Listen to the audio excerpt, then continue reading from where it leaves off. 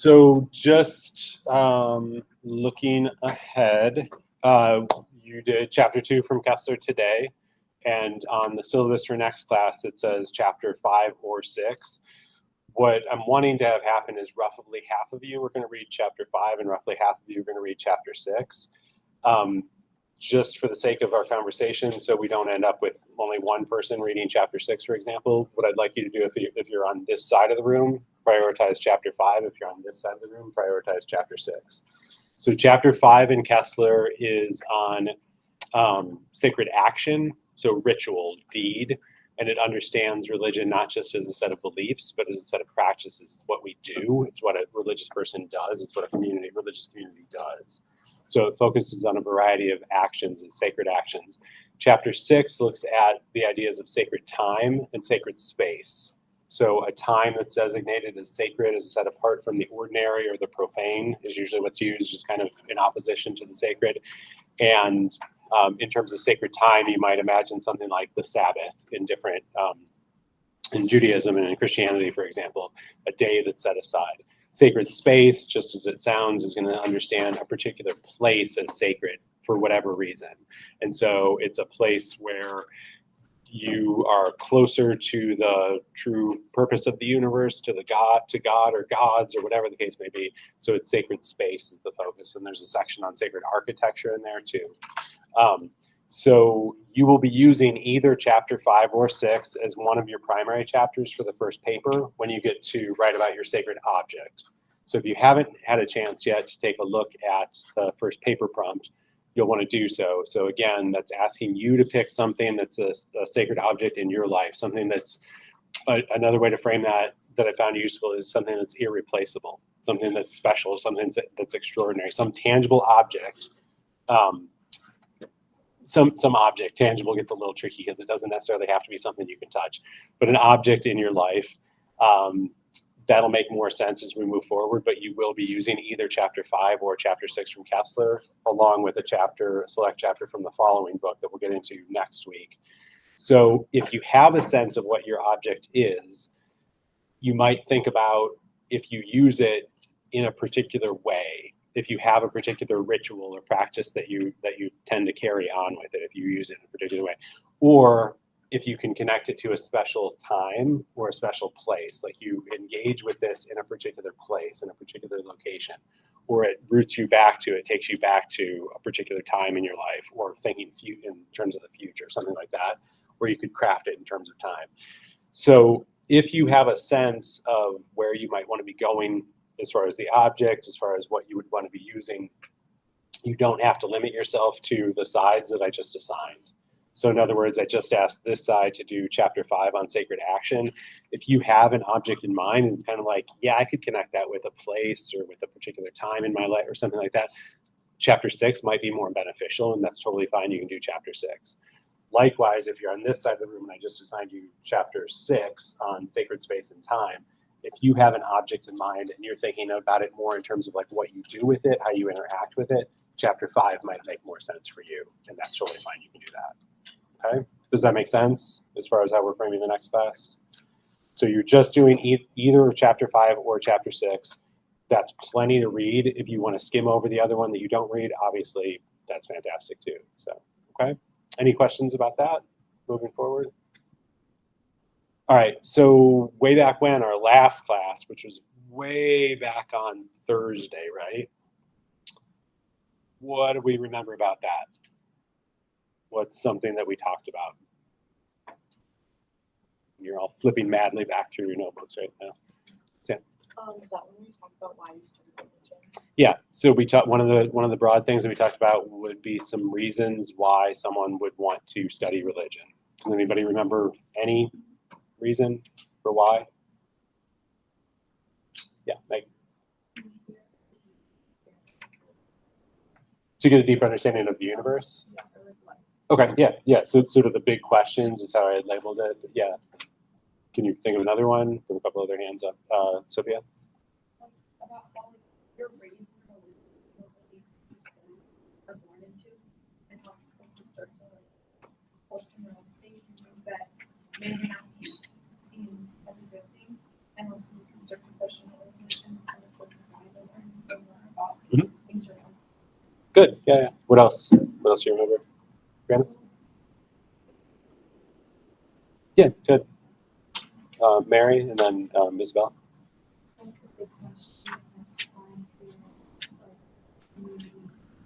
Yeah. Okay. Good. So I think Maggie was putting it more in terms of like universe sorts of things, and then you're like, "What's my place in the universe?" Right? And then Isabel, would you have meant?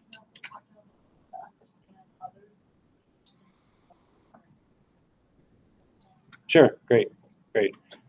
What else did we talk about last class, Denise? Okay. So what was the bigger picture for that conversation? You remember? How exactly? Yeah. You said it. So how we study religion, right? It might be we started that conversation in terms of distinguishing between insiders and outsiders perspective, thinking about advantages and disadvantages, right? Anything else that you remember from last class? It's okay. Critical tolerance, part of that is like how much of a religion like when you're watching the video and how like you shouldn't have like opinions like bias and just walking with an open mind and able to educate yourself fully rather than like and positive negative viewpoints to it. Yeah, good. And remember, Kessler talked about it being okay to have a perspective, but that's different from a bias or a prejudgment or something along those lines. Like we can never escape our perspective, but to be mindful of it, to be self-aware, essentially, right? Anything else comes to mind? Good. Okay. So as we move into this chapter, kind of two main areas. One we're going to spend more time on than the other. So where we're going to devote most of our time today is on defining religion. The other thing that he talks about in chapter 2 is kind of giving a lay of the land in religious studies, a map of the field, as he calls it, on pages 24 to 28. I think that can be really, really helpful, especially if you're new to this idea of religious studies and studying religion from an academic, from a scholarly point of view. And there are people who very much will be sort of territorial and will very much see themselves in these particular categories and these sort of sub-disciplines and understand themselves as kind of distinctive in their approach to the study of religion. So sociologists of religion, for example, in studying societies and communities and that sort of thing, typically current societies and communities, but they might understand themselves very much in a scientific mindset, social scientific mindset, with the parameters that go along with that, the motivations that go along with that, and so on. What I would say is the map is not territory. Map is not territory, which is kind of an old adage. In other words, the map can be helpful as a guideline and kind of give you a sense of the big picture, but the reality is sometimes more complicated than what the map would indicate. And so he starts to get into this, talking about how some of these fields will overlap. Some people will understand themselves as having a foot in both realms or blurring the distinction between these different categories. And so one that I think is particularly tricky is the distinction between religious studies and theology. And he starts to get into that a little bit. And again, there are plenty of scholars who very much will say, I'm a scholar of religious studies. Theology is something entirely different. That's over there. I'm not doing that. And then theologians who will say, I'm doing this very, very differently. Religious studies is something entirely different. Many of us blur that line. And so one way that we can think about it is even if you're studying, you could almost understand theology as a subset of religious studies.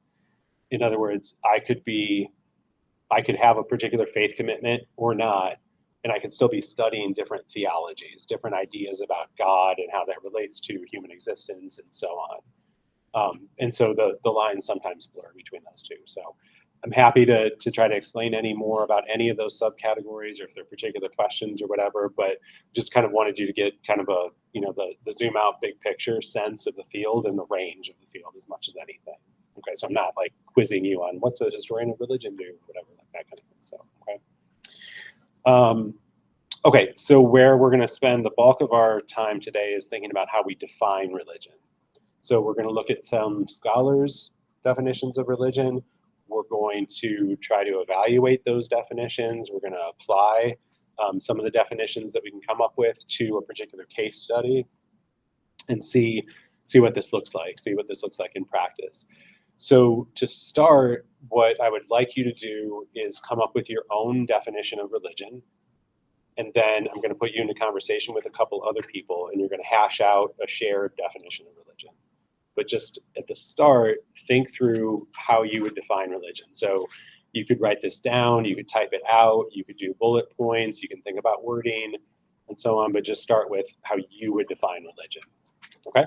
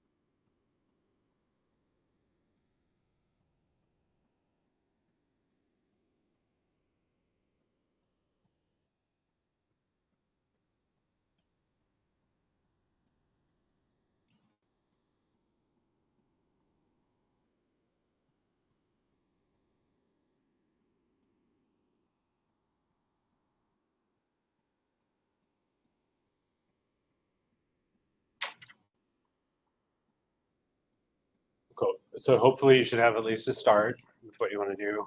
So now you're going to work in groups of 3 and try to integrate some elements that you were just thinking of to hash out a shared definition of religion within that group of 3 people. Okay. So three.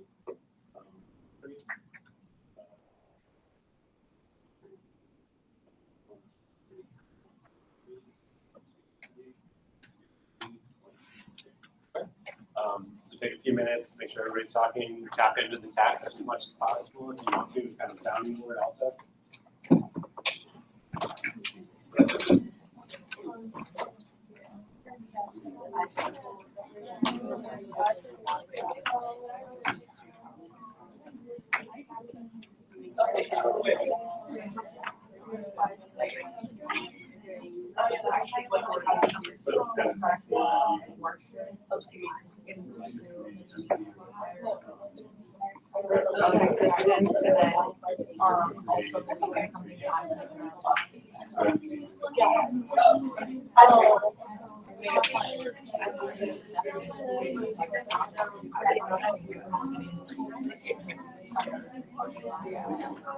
Well, that's okay. So I said the practice conscious worship, but I don't know if all religions do it. So that's like, but I feel like okay. Conscious worship, like active worship, like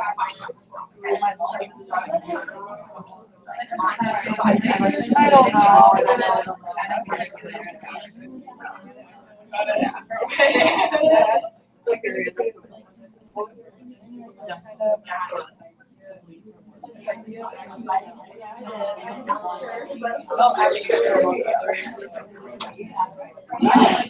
Like computer too. Yeah. WAR. No, hey, I just think it's funny. Yeah, I think it's funny on your laptop.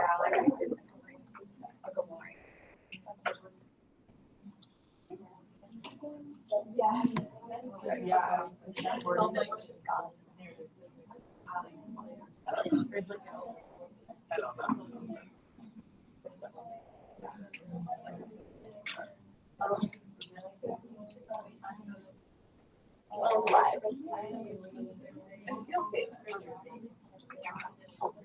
Are we in it?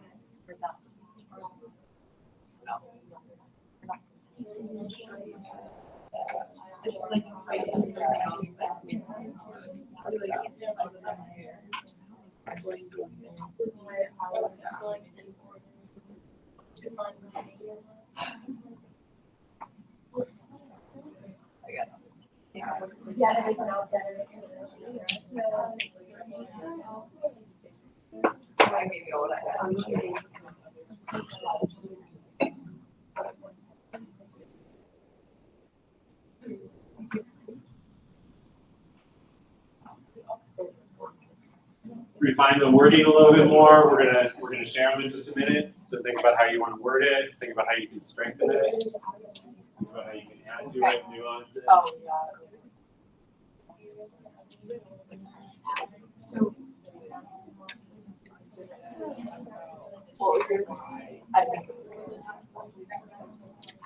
Okay, so we can add those, like the God. That's the belief and practice.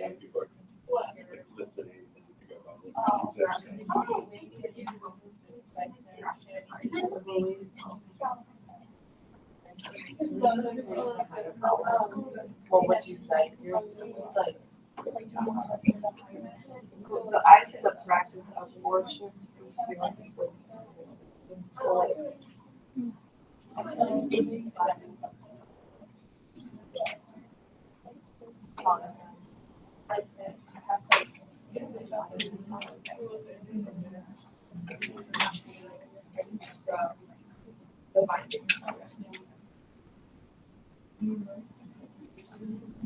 okay, the belief in a higher power to pursue the meaning.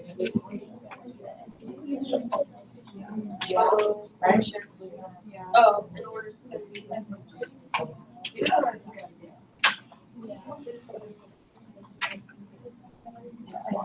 say like, through practicing worship to God and honesty.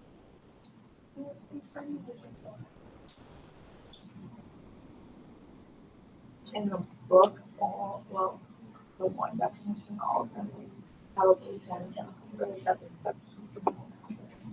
So should we just say that to the end? How many of you feel like you could use a little bit more time? You seriously just define religion in like 2 minutes and feel happy with it? All right. All right, let's hear what you came up with. So you guys are still talking, so we're going to start over here. So what did this first group come up with? And I type slow, so.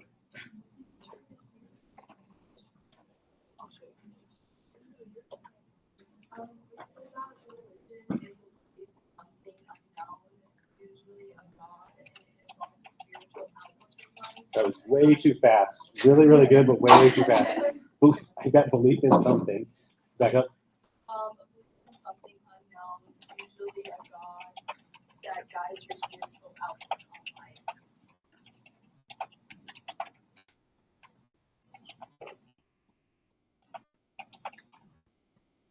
Good. That's everything, right? Okay, cool. Next. That religion is the act of binding oneself to certain set of practices. So wait. Binding, I misheard it as binding. Act of binding oneself. Okay. To a certain set of practices, beliefs, and morals.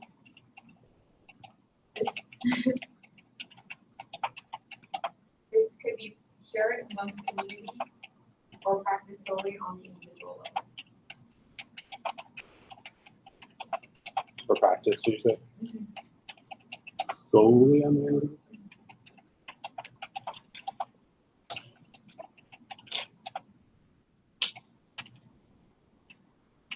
All right, next.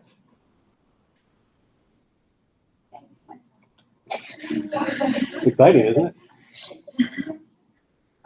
We said religion is a way an individual can express their shared faith. Wait, I missed it. Hold on. A way an individual could what? Express their shared faith, beliefs, and traditions in order to find purpose.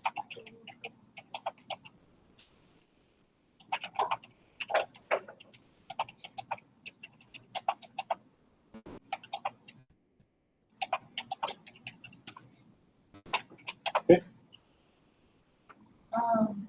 We said a person's beliefs that help guide how they live their life.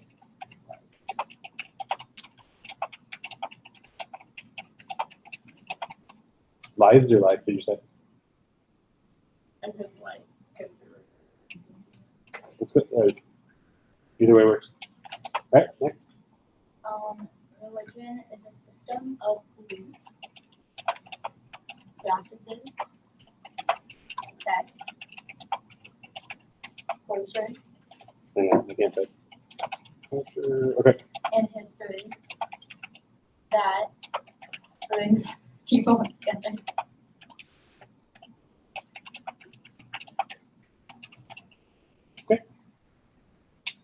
Next. Religion is varied by an ongoing engagement on one's belief. Okay, hold on. Ongoing engagement. You're using big words, so it's going to take me longer. Varied by an ongoing engagement. On one's belief of something.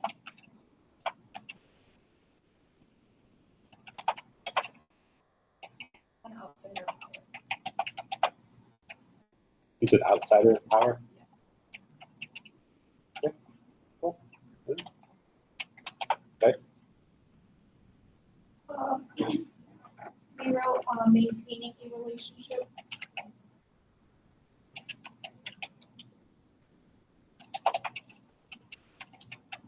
With a higher power. And learning how to connect. With that in order to obtain a peaceful, fulfilled, and a transcendent life.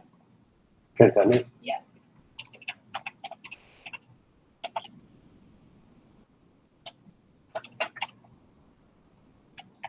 Right. We said a belief system that a person follows for their way of life, connecting to a faith which is unique to them.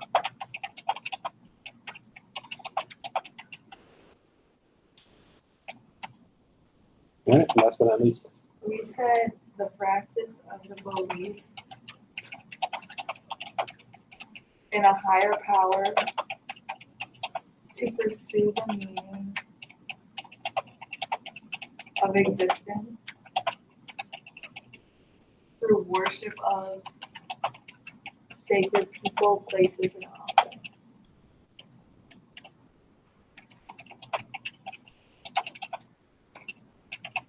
Okay, cool. So we've got 9 definitions there that we can think about, and we're going to evaluate a little bit. I also want to give you, there were 3 that I would highlight from the chapter, from Paul Tillich, Clifford Geertz, and then William Alston. So Tillich is on, I think it's page 21, I want to say. So Tillich defines religion as the state of being grasped by an ultimate concern, a concern which qualifies all other concerns as preliminary, and which itself contains the answer to the question of the meaning of life. So that is, yeah, it's on 21, right above the questions on Tillich's definition. And then Clifford Geertz is on 26. Geertz defines religion as a system of symbols which act to establish powerful, persuasive, and long-lasting moods and motivations in men by formulating conceptions of a general order of existence and clothing these conceptions with such an aura of factuality that the moods and motivations seem uniquely realistic. And then finally, we've got William Alston. This one that came up first in the chapter is on 17. He gives us 9 characteristics, which includes, number 1, belief in supernatural beings, parentheses, gods. 2, a distinction between sacred and profane objects. 3, ritual acts focused on sacred objects. 4, a moral code believed to be sanctioned by the gods. 5, characteristically religious feelings, awe, sense of mystery, sense of guilt, adoration, which tend to be aroused in the presence of sacred objects and during the practice of ritual, and which are connected in idea with the gods. 6, prayer and other forms of communication with gods. 7, a worldview or general picture of the world as a whole, and the place of the individual therein. And it goes on. 8, a more or less total organization of one's life based on the worldview. 9, a social group bound together by the above. Okay, so if we just start with these 3 definitions from these scholars, let's look at Tillich first of all. So this was the one on page 21. What stands out to you about his definition? So you can think about the definition that you just crafted. You can think about the other ones that you heard. You can think about the other scholars. What's distinctive about Tillich's definition? What do you say, Sophia? He uses the word concern, and I feel like that can have a negative connotation. Okay. Nate, you can say a little bit more about that. I feel like when you're concerned about something, it's something that gives you anxiety or you feel overwhelmed from thinking about it. Mhm. So I feel like by using the word concern to describe religion, I feel like he might be saying that it sort of consumes a person's life. Mhm. And it's like their one focus, all they're thinking about is what drives their thought process, what they do, how they behave, what they say, instead of like being a positive aspect of their life. What's your other, if we take out the positive negative thing, what's your sense of whether Tillich would be cool with how you're describing what he's getting at there? What do you guys think?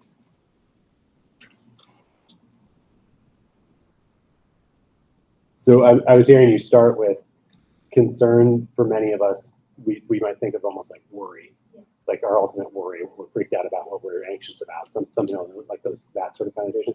But then where I heard you go with it was kind of unpacking almost more the ultimate piece. So if we bracket the worry, anxiety sort of thing, do you think how Sophia is characterizing the ultimate element is consistent kind of with the intention. What do you think, Mary? I think it's like can also be used in a positive way because like when people are discovering religion, I think they're coming from like most part they're coming from a place of like kind of shambles. So life isn't looking like what he says meaning of life. And it's kind of only how they can Okay. Okay. All right. Yeah. I was just gonna say that, like, as Sophia said, not like just the concern, but you skew away from the concern. This is like you're being grasped by it to like question and find meaning of life. I feel like he's like very immersed in the idea that like, religion is kind of like the sole focus, whereas like I think that we can find meaning of life. So I don't think he would like how we're explaining from where you. Okay. It's very serious. Okay. Right. Yeah. And to build off of that, I was thinking the second one saying like I find that answering the question the way. I feel like it's like in some sense, I mean some people may find the answer, but I feel like if people don't, like it's also maybe everything will be explained eventually, but in reality, if they don't think they found an answer, it might not. Okay. Or I think I'm religious, but I'm not finding the ultimate answer, so maybe I'm not meeting this definition, something along those lines. Any bias? What do we? So if we start to evaluate this, so we're thinking in terms of meaning, intention, what's he getting at, kind of thing. But now if we move into an evaluative mode, what else do we think about what we're seeing here? Like what is it doing? What is this definition doing that maybe some other definitions doesn't do? What's it got going for it? What might it lack? Where is it flawed? In what sense might it be flawed? Other definitions that we're seeing have this aspect, and this is lacking in this one, or not as fully developed. Isabel? I almost felt like, in my opinion, I felt like the term like ultimate concern was like too broad. Like I think they talked about it here like of like precision and stuff, and I didn't really feel like this was like a precise definition because especially using ultimate, that puts a lot of like having a heavy adjective. It has a lot of emphasis on concern, but like what qualifies as a concern? Like I feel like that wasn't in the definition. So to me, it didn't seem like a good definition, like for religion. Mm-hmm. Okay. Yeah, Gracie. I feel like to contradict what you were saying, like I understand. Yeah. Is that I think it's broad enough that it kind of can cover every single aspect, and it also can go over things that are like, yeah, I don't know. It can cover multiple different religions because everyone practices in their own ways. I will say I disagree with like the ultimate concern because in the reading religiosity. Yeah. There we go. Is like how religious a person is, and so this one kind of assumes that religion is like all consuming of a person's life, while it's more realistic that some people are religion in certain aspects and not others. But I like that this definition is broad enough that it covers multiple different religions. Mm-hmm. Okay, good. So definitely one of the more broad definitions that we're going to see, right? That it's ultimate concern seems like it could just about cover anything, even things that we don't typically think of as religious. So it's a double-edged sword. Like it's going to include more, but maybe it lacks that precision in the ways that you're talking about, Isabel, right? Okay, so some trade-off there. What about, let's move into Clifford Geertz. So Geertz has this 5-part definition. What do we make of this one? What's he getting at? What stands out to you? So this is on page 26. In first full paragraph on 26. For me, I really miss the part where talks about like men. And like for me, I just read about the gender bias part. I really think that right there is yes, like I think gender. Yeah, so that one jumps out in that sense. Tori, what would you say? I am struck by the statement like clothing conceptions for such an aura I felt like he was kind of painting it this illusion, like an illusion. Like I don't know. I feel like I had a negative connotation. Okay, good. So one of the things that Kessler talks about is a positive or negative, like value bias, right? So you're seeing some negative negativity come through in terms of a sense of religion. Okay, yeah, got it. It seems like he kind of assumes that a religion needs to be a group of people by how it goes. Yeah, okay, good. I like how we use the word conceptions like multiple times. I feel like that word is incomplete, which you said on the bottom. It explains like all. Okay. Other thoughts, Julia? It kind of paints a picture of religion not being as,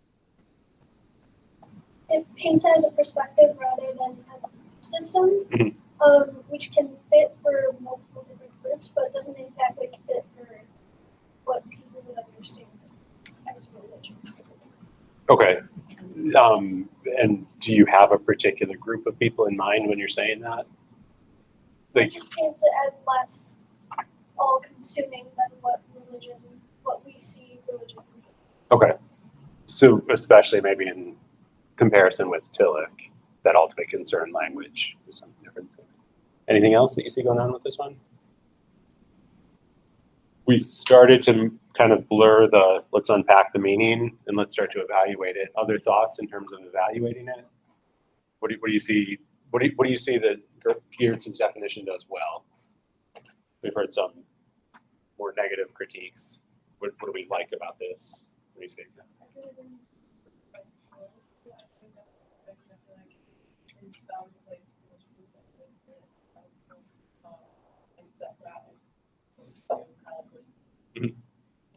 Yeah. Right. Any other thoughts on Geertz? It's in it. Like she's like the powerful perspective long lasting.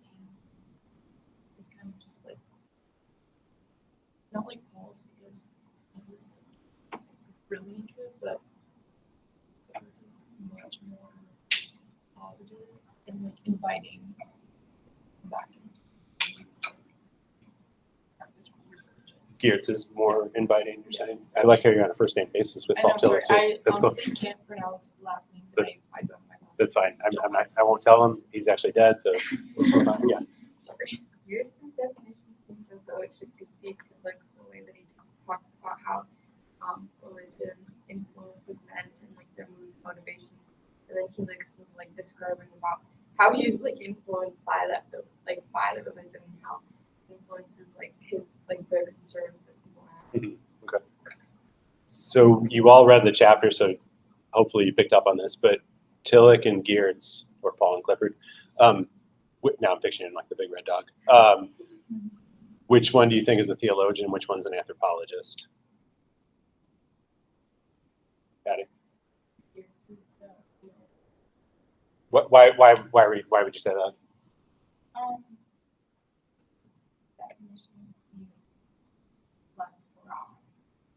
Okay, gotcha. It's like this. So Tillich, in the sense that he's trying to be more inclusive, you're seeing that as sometimes not always typical of a theological approach, which is coming from a very, like a particular vantage point. And so in that way, okay, I got you. Yeah. Mary? I think it's the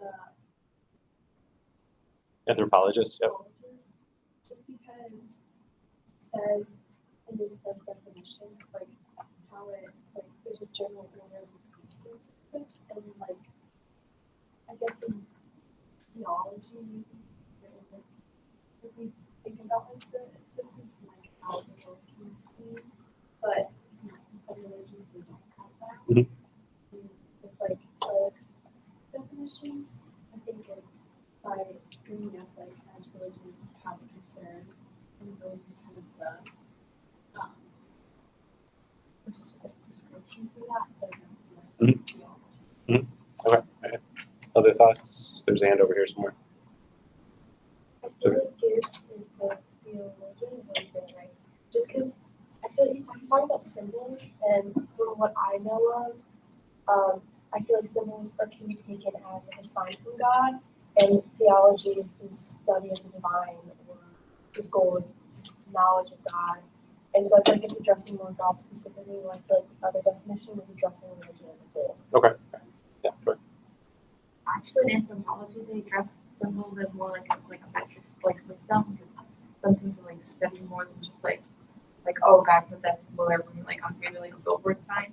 And that's why I think that Geertz became an anthropologist, because he talks about nature and the function of religious systems along with like religion in relationship to God culture.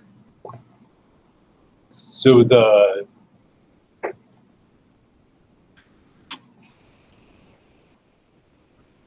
what were you connecting with culture, Tori? Well- Just like culture as like for humanity and how it like influences God. Yeah. So I was like almost assuming the word culture was appearing in the definition. Geertz is the anthropologist of religion, so I was almost assuming that culture was going to appear in there, and then I did a double check. I'm like, it's not there, so it's interesting that you're seeing that through there. So Tillich was a Protestant theologian. I think there tends to be a little bit more of an emphasis on belief more than on rituals or practice in Protestant thought, especially in Protestant theology.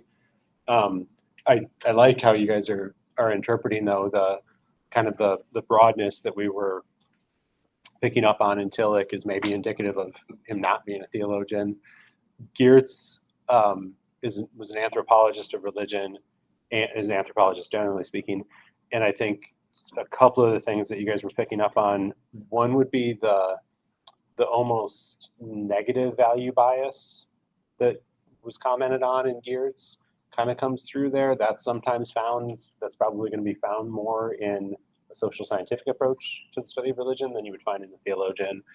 And then the other thing is that someone was picking up on this idea of community. Religion is a communal reality. That's something that's very consistent with a social scientific viewpoint. There was a sociologist who studied religion that we're going to be talking about a few times this semester named Emil Durkheim. And for him, religion was very much a communal enterprise. It's something that we as a community do. It's something that a community does. It's not just something that you do in terms of your thoughts, your relationship with the higher power, or whatever, however we want to explain that. Okay, and then the third scholar is William Alston. This is on page 17. He gives us 9 characteristics. So what do we see going on there? So let's try to do it in terms of like meaning. What do you see going on, and then evaluation of the definition. So what stands out to you in Alston's definition? Right.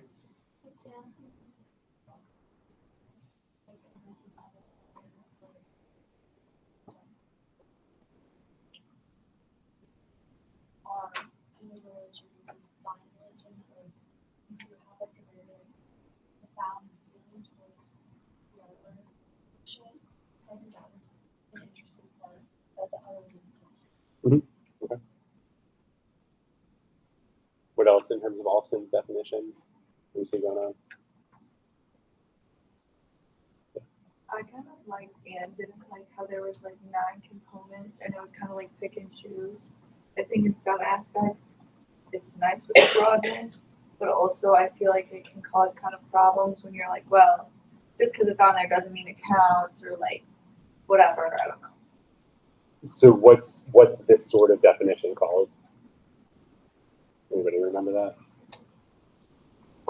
A cluster definition, yeah. So the other forms of definition, I think every definition that every group came up with, Tillich and Geertz, I think would be essentialist definitions, whereas Alston is giving us something different, which has advantages and disadvantages, pros and cons. You might really like it, you might really not like it. Kind of along the lines that Gracie's talking about, where this might include a whole lot more, this sort of checklist approach, and yet does it have the precision that some of the other definitions would have, right? Mary? I just really Yeah, yeah. Like, in the book, it's like family, like, it's like kind of like a family, like, all are the family, like, blonde hair, dark, like, jet black hair, but all the same trees. So that they're also cute. Yeah, I find that a really helpful analogy to draw out. So I'm glad that you brought that up. Kessler also says that it's kind of up to you to determine the magic number. So like if this phenomenon, if this reality has 5 of these things, that's enough, or maybe does it have to have 7, or how many is enough to constitute a religion then according to this definition, right? So cluster definition definitely has some advantages over an essentialist definition. That's both ways. It has some disadvantages too. Okay. Let's look back at your definitions now and see what's going on here. So what, and again, you guys don't take it personally if somebody starts to critique your group's definition or something like that. I only gave you 3 minutes to come up with this, so no one's saying that these things are perfect. But what do you see going on? What's a definition that we see here that we find? So again, we can evaluate this in lots of different ways. We can think about it in terms of, is there a particular bias or at least a perspective that's going on here? Do we see a positive or negative sense? Maybe a gendered sense, a Western bias, something along those lines. And again, I would say all of these are essentialist definitions. And so you can either talk about like what religion is or what religion does, but they would all fall under that essentialist umbrella as far as I can tell. So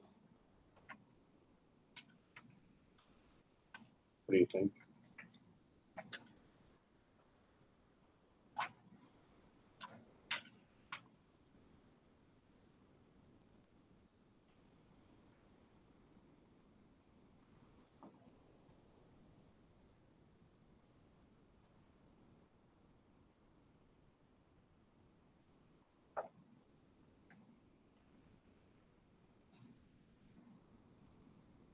All right, Abby, quick, number through 1 through 9. What popped in your head?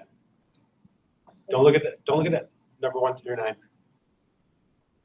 Don't look at that. I was just caught on one word. Like for the second group, I like to use the word binding, but Okay. like to me, I associate that meaningfully. But like I was like when I like hear binding, like when I think I don't think like I'm like completely binded to my religion, but like I know some other people like they do stuff. Okay. All right. You were going even further than what I was asking you to do. I was just asking for a simple number, but let's start with 2. So active binding oneself to a certain set of practices, beliefs, and morals. This could be shared among community or practiced solely on the individual level. What do we like that's going on there? What might be a way to strengthen it or nuance it, or what questions might we have about it? Denise? Also, like, it's on the individual. Okay. Are we, so let's pause there for a second. Can religion be something that's practiced solely on the individual level? Completely disconnected from any organized religion, completely disconnected from any community, that's religion? Does anybody say, I'm not so sure about that, right?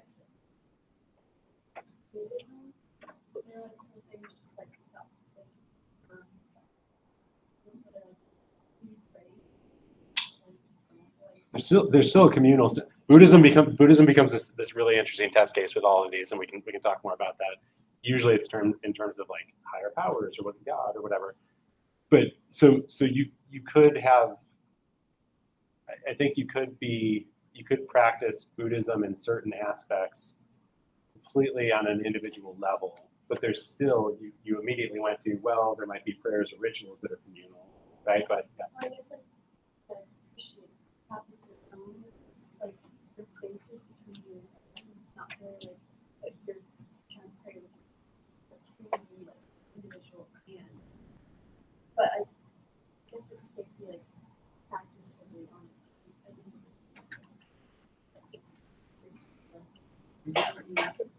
Most people that identify as religious would probably say like, no, you can't just do it on your, like, you got to be in the club, you got to be with us a little bit there, or else you got something else going on. What would we typically call that? not religion, but spirituality is sometimes where that distinction's made. We're not even going to go there as far as like how we're defining religion, how we're defining spirituality, and what's the difference between the two. But one general way that sometimes religion means you're part of an organized community, an organized like an institution and history, and that sort of thing. Spirituality is a more individual, personal sort of thing, and they can definitely go together. You can have both, but it is an interesting way of wording it to say like to state that claim of hey, this can be individually done. Any other thoughts on number 2 that you see? Yeah. Grace. One thing that's kind of stood out to me from our discussions the past few days is how like this is kind of a generalization, how negative we find like being bound to something or an obligation or a concern. I feel like we've had a conversation or just like a dialogue that's very negative, but I think for a lot of like in a lot of ways people turn to religion because of that. So I just thought that was like an interesting. Mm-hmm. Yeah, I agree. Yeah. Cool. We utilize the term binding as like an extended metaphor for like how like when like the binding of a book like runs through every page and it also simultaneously holds the whole thing together. And that's what I thought of that's what we thought of when we were making up this definition, because we're like religion is something that's like simultaneously within like each aspect of your life, but also should be like holding your life together at the same time. Not something that like necessarily confines you, but something that just like supports you. Because you can read a book without the bindings, but you might lose the pages. That's good. That's sticky. So I would say like maybe if you don't like binding, and I'm hearing good pushback in terms of like, no, this is why we chose that word. Grounding maybe could get at a lot of the same thing, but it is interesting what you're talking about, Gracie. The negative sense that you were talking about, Sophia, with ultimate concern, or the binding language here. It is kind of strong, but for a lot of religious people, it is that grounding, it is that attachment. It is very, very serious and all encompassing. MC, pick a number between 1 and 9. Okay. So let's look at 8. A belief system that a person follows for their way of life, connecting them to a faith which is unique to them, I think. It's like covered by the plus here. What do we think of that? What do we like? What might we want to have nuanced or added or developed? I feel like the wording could be altered slightly. I get the idea where it's coming from, but like we were just saying, like every religion, there's some sort of community. If you're practicing part of religion like alone, you go back to the community, and saying that it's a faith that's unique to them, I see that as like a connotation of it's like singular, specialized, rather than be like differentiated from other groups in a sense. Does that make sense? Mm-hmm. This one? Yeah, I agree. I think like to build off of what you said, like I feel like the faith is maybe not unique. It's more like a shared or like a communal experience. But I feel like everyone's like experiences or feelings toward or about the religion or their personal relationship with God, like that is unique. So I feel like the wording can be tweaked maybe to talk about like your personal experience as unique, but like the faith itself as like a shared experience. So again, trying to kind of balance the communal, the individual there. I overheard a lot of you kind of talking about like what do we use God? Do we use gods, goddesses? Do we use higher power? Do we not? Do we just avoid that language at all? Typically that's another consideration. The balancing of beliefs and practices. I saw a lot of people include like rituals or practices, which I think would be important.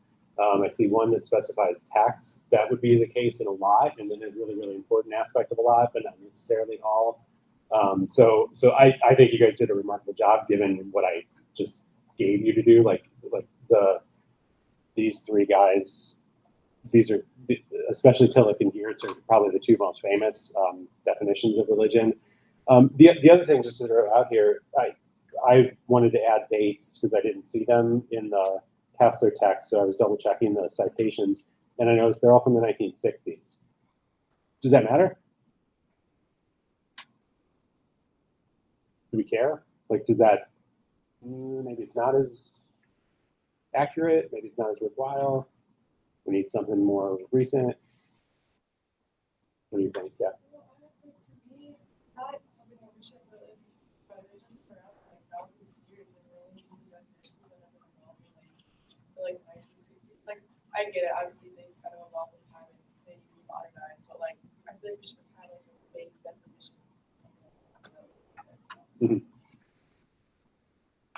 And Kessler says the notion of religion is a very Western concept. The notion of religious studies is a very Western. This is like Western Europe and the United States and stuff like that. So it does have a pretty recent history. So again, as you read on 14, Kessler says definitions are not necessarily true or false, but more or less useful. And I think that circles back to Isabella was raising the idea of precision. Is how precise is this? How useful is this? You know, okay. So as sort of a fun test case, what I want to do is have us watch, I think it's a 6-minute video on like attending a Notre Dame football game, which is a few years old, but frame it through the lens of some of these definitions. And what I want us to think about is how is attending a Notre Dame football game or Notre Dame football in general religious? Is it a religion for some people? In what ways is it not? Okay, so I could definitely make the case that what we're about to watch would fit with some of these definitions, okay, and not others for good reason. So,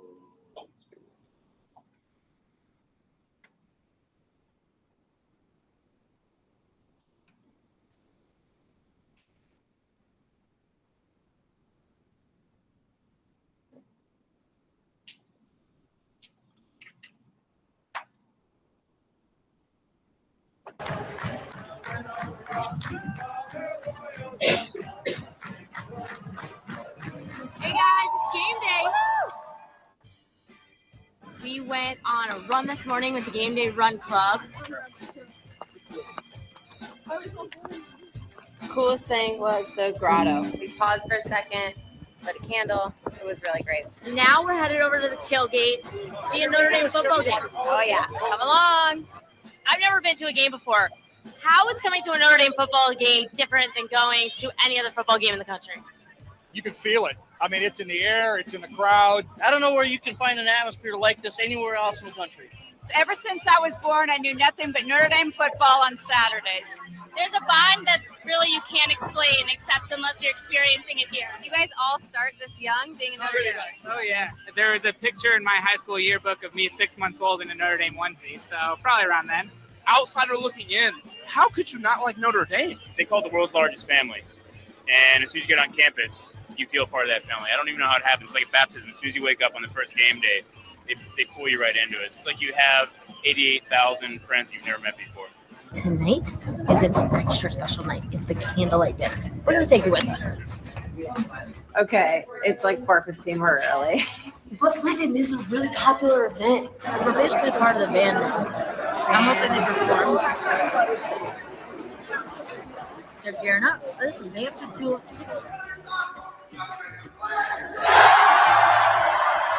What just happened? We sat with the band. All of a sudden, at one end, they're doing some kind of chant, and then the marching band comes in full force with the fight song. It was jaw-dropping.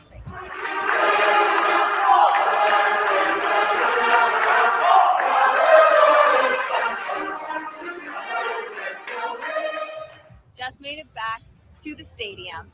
We were racing here because we absolutely can't miss the Players Walk. Players Walk is when all the Notre Dame football players walk through campus, and students, alumni, family line their walk to the stadium. It's them entering the stadium for the first time in suits. Then they go onto the field for a prayer before the game. It's a huge moment for the school. This place is filling up. You can hear the students behind us. A couple of the players just walking through the stands down onto the field. This place erupted. Let's students section. Let's do it. I want to sit with the freshmen. I feel like why not? We're newbies. They're newbies. That's how you're getting the push-up. Let's do it. It's the only way. We found seats. They don't know that we're not students.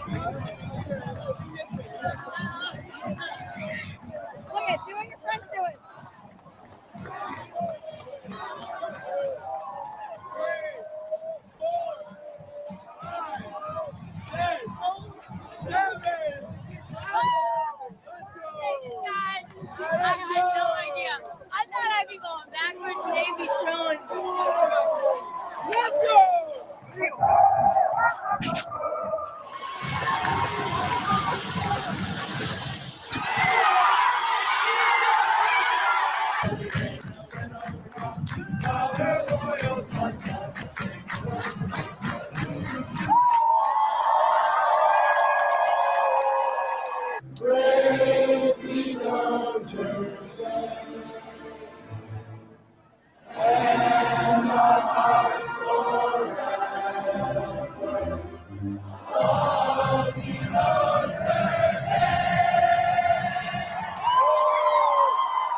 did game day, game night, Wild. they did touchdown push-ups with me, which I Nice. was clearly not prepared for. It was the greatest moment of my year. I thought you laid back and they pushed you up. I was supposed to do the push-ups. The students were unbelievable. They stood the entire time. Oh They my God. lived and died by every play. The hand signals, the songs, they really are some amazing fans. This was an amazing game. We hope to be back. Oh yeah. Notre Dame, thanks for having us.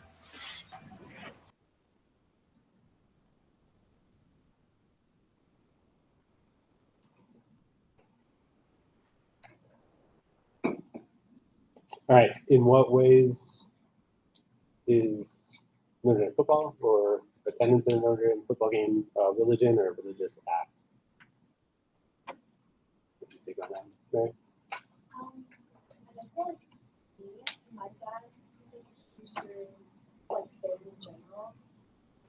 He definitely calls it his religion because on Sundays he doesn't do anything. He just watches. He's like going to TV all like everything at church to go to he doesn't know. It's like he's just going to TV all day long. But like also I think in the sense of like game day in general, like there's really like a structure to it. Mhm. Like you know, get your brother like kids on and go like to like all the events and like player walk and stuff. And so it's really like a it's also like not like a cult, like it is like kind of like a huge following of people. I practice like great experience. Okay, good. What else do you say going on here, Sophia? People also talk about how like they've been doing this since they were really little. Like one guy said like he had a Notre Dame onesie on since like 6 months old, and I feel like it's a big part of like Notre Dame culture. Is it's like it's in their family. It's going back to life. Okay, yeah, great. I like how they made various religious emotions throughout the video. And one of them being how they compared like the game to baptism. And I guess it's kind of like when you're in the crowd with everyone, it's like kind of like when you're baptized and the Holy Spirit enters you, like you're in the crowd and you can feel the spirit of everyone. I just want to like engage in all these like practices that they all have, like the chants and the songs, and they like it's a community practice that everyone knows. Okay, good. Denise, did you want anything? Yeah, actually, communal element with like its own traditions, so like very little. Or like I feel like my definition, the one I use very broad, makes it fit more like non-religious. Which one was yours? What number? Do you remember what number it was? 3. So a way an individual could express their shared faith, belief, traditions in order to find purpose in life. Yeah. In what sense are we like, no, it's not. Like something's missing in it. Big deal, maybe special to some people. Yeah, there are rituals and traditions and that sort of thing, but it's not a religion because it doesn't have this or it doesn't do this or something along those lines. Yeah. It kind of doesn't go into their everyday life. It kind of just stays for the particular season of time. Okay. All right. Yeah. But I kind of like about as well, like churches and nationalism. Yeah. I read those movies as well, and I feel like sometimes it gets like big enough, like feeling for your country, like religion, like it fits into some of these definitions. Yeah. So in a sense, I get like Notre Dame football, like you in general could be religion. So like I just feel like I don't know. Like I guess maybe the difference is there's no like super natural God involved. Even though it is a God. Unless it's God, right? Like Like, you know, don't try to code it too much, right? Yeah. I think there's a sense that like most of us wouldn't define this as a religion, and yet it does have a lot of the same characters. Like I think especially if we look at Tillich or look at Geertz, a system of symbols which act to establish powerful, persuasive, and long-lasting moods and motivations in men by formulating conceptions of a general order of existence and clothing these conceptions with such an aura of factuality that moods and motivations seem uniquely realistic. I think for a lot of people that does kind of line up. And then I think you're making an excellent point, Juliana. For some people, though, religion is a compartmentalized thing. It's just something that someone does on a particular day or in a particular place or whatever, and then it kind of is just kind of bracketed. for some people, that's much more all-encompassing, and this is just like a, hey, I'm going to be here for 3 hours. Great. I do think a key aspect of religion, though, is afterlife, whether you believe in heaven, hell, reincarnation, whatever the religion believes. I don't know if Notre Dame goes into an afterlife. I don't know if, like, heaven is with Marcus Friedman. Maybe for me it is, but I do think that's a key factor. Yeah, it's basically what Grace was saying. Like, there's a big chunk of this chapter, I feel like, talking about some definitions and like ideas of religions. Your reason to exist, your meaning of life, and that is like the only big thing I can see is that doesn't necessarily like I would think it doesn't necessarily for most people, but for some people it probably does border on that. And again, we can come up with other examples, like he mentions patriotism, or like just kind of you've got this obsession that is all consuming, it is ultimately concern something. So definitely. I felt like it stands out as like not fitting into the last definition of like the cluster. Yes. It like specifically points out like having a moral code. Like there's not like a consensus like shared like idea of any like moral code, I guess. Yes and no. There's a reason that I just said, like, it seems to fit a little bit closer. Like, I didn't say this one because I don't think it fits as well with the cluster definition. But again, how many characteristics do we have to have for it to be a religion? So just wanted to point out on page 34 in Kessler, there's a conversation about participant observation that I meant to preface the video with, kind of talking about how we're approaching this with the mood and atmosphere like, how are people dressed, what kinds of cars do they drive, what do these factors indicate about social economic status, blah, blah, blah. So there are sort of guidelines that I'm going to bring you back to when you go to do your site visits in the second half of the semester to be mindful of. But in terms of what we're doing today, I think, for me at least, I would highlight a few sort of takeaways. One is that it's really hard to define religion well. There's not a single definition that's satisfactory to everybody that will include every religion that exists and that sort of thing. So it's really, really hard to do well. Most are biased in some way or another, especially the positive, negative piece. Most of what we're looking at is probably positive. The Geertz one stands out to me in terms of there's a little bit of a negative sense there. What we saw happening was the more precise the definition is, the more it's going to exclude. The less precise, the more it's going to include, but then we might lose that usefulness.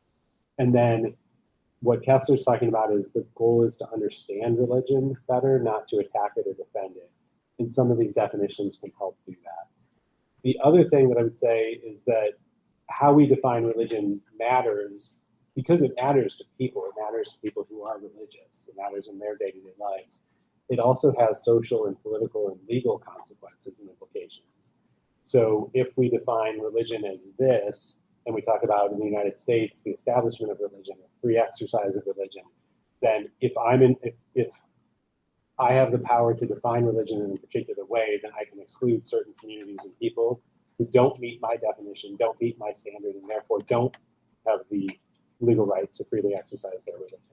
And so what we see throughout the history of the United States is a predominantly Protestant Christian understanding of what religion is and what it involves, and frequently it's about belief. So you can believe whatever you want to believe, but when we run into problems is when we start to act on those beliefs. So if a religion understands itself also primarily or inclusive of rituals and practices and actions that fall outside the Protestant Christian mainstream norm, that's where we start to run into a lot of legal and political issues. So there are lots of Supreme Court cases that we can get into, but that serves as basically a segue into chapter 5, especially, which is talking about sacred action. Religion is ritual, practice, deed, not just belief that I have in my head. So, okay. All right, so we'll stop there today. Again, roughly this half of the room does chapter 5 for next time. This half of the room does chapter 6. But be thinking about those first papers, and if you're kind of more inclined for whatever reason to go against the grain, feel free to do that. Thanks, everybody. Nice job.